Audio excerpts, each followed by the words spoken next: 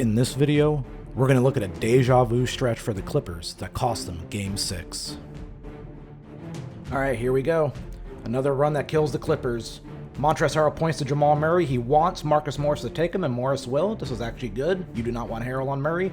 Morris gets screened by Jokic. Harrell gets down into a defensive stance with his arms outstretched to deny the ball handler getting downhill. Harrell then jumps at Murray, which forces the ball to Jokic. Paul George with a great closeout. However, he does jump. The Clippers have been really jumpy defensively on closeouts, and it's something they need to fix in Game 7 and beyond if they do win Game 7. Harrell's now in isolation defensively against Jamal Murray, but he makes a critical mistake. He reaches in as Murray crosses over. This allows Murray to get downhill. Paul George's help is late and not in good position. Murray evades it, then gets downhill right to the rim. Marcus Morris Sr. is not in legal guarding position. It's a blocking foul and an and one, and Denver begins a comeback that the Clippers cannot stop. The problem the Clippers have with these guys defensively is as we see Montrezl Harrell and Lou Williams pointing towards each other, this is just a problem that they have. There's a lack of communication at times, but Paul George does a good job here.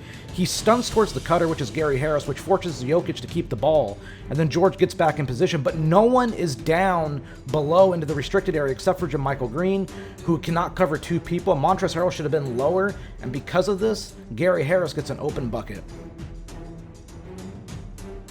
Here's a problem that the Clippers have with Lou Williams on the floor. Jamal Murray, we can see him waving. Jamal Murray's telling him to start the action on the other side. And Jamal Murray knows he can take Lou Williams down low and force some confusion. So because of this, as we see it here, Jamal Murray is being face guarded and fronted by Lou Williams. That's fine for the Clippers. However, when this backscreen from Murray comes, there's no communication from Williams to Shamet, and Williams doesn't even go to the guy who's open underneath the hoop. There's no switching. The Clippers didn't switch, and it gives up an open layup. You cannot do this. All right, transition. Clippers have a little bit of a problem here. Lou Williams and Montrezl Harrell both trying to stop the ball. You can't do that. This should be the big's responsibility. The guard has to get out on the wing. Lou Williams doesn't do it. Torrey Craig, when he catches, has a two full seconds before shooting. No one closes out. This is a problem. This is an effort problem, and you have to be able to communicate and make the effort plays. Okay, Harrell's going to be locked up against Jokic at the elbow here. And Harrell's going to try to throw and show that there's been contact made, but no ref's going to call this. This is fine. You got to get back in the play. You can sell it all you want, but you have to stay in the play. Here, as they come downhill, Paul George is going to get over the top of the screen. Harrell's a little bit too low at the elbow, and because he keeps digging down, Jokic is wide open at the wing. So when this pass gets made, Harrell's late to rotate. Look at all the space Jokic has.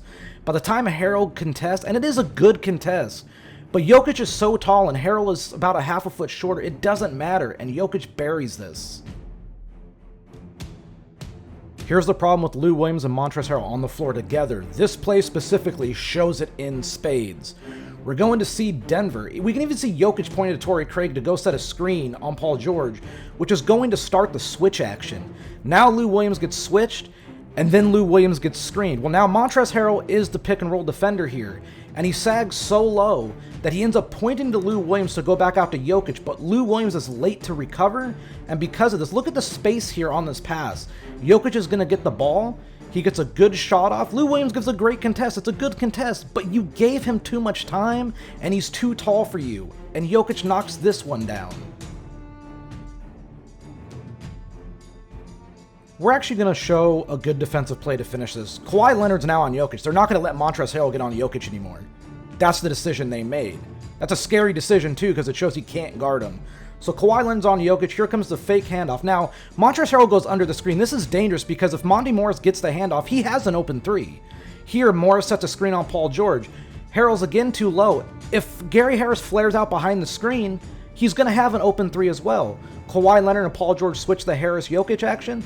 Here comes Monty Morris. Kawhi Leonard gets overextended because he thinks Harrell's going to be put into action again. But Kawhi Leonard does a great job of getting back into the play and forcing this Gary Harris miss with great defense. The Clippers need to do better defensively, but especially Montrezl Harrell and Lou Williams, or else it's going to send them home.